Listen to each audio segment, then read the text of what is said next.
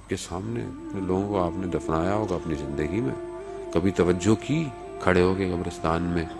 تو میں قبرستان گیا، والدہ کی ان کا انتقال ہو گیا تھا، اچانک سے میں نے گردن گھومی پچھلی طرف تو دیکھا کچھ قبریں خود ہی پڑی تھیں۔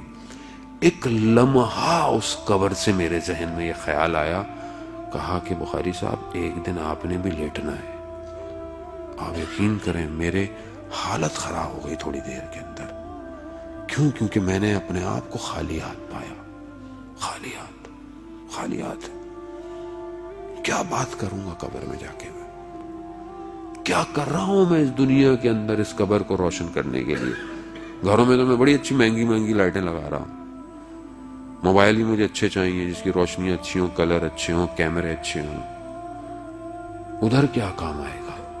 ادھر کون سی چیز کام آئے گی؟ عزیزان محترم خود سوچیں، آپ جانتے ہیں مجھ سے زیادہ، مجھے بتانے کی ضرورت نہیں۔ یتیم کی کفالت ایک ایسا کام ہے جو جہنم کی آگ کو کم کر دے گا، یاد رکھیے گا۔ آج ایک چیز لے کے جائیں، میں بار بار اس لیے کہہ رہا ہوں کہ کچھ ہر روز لے کے اٹھیں۔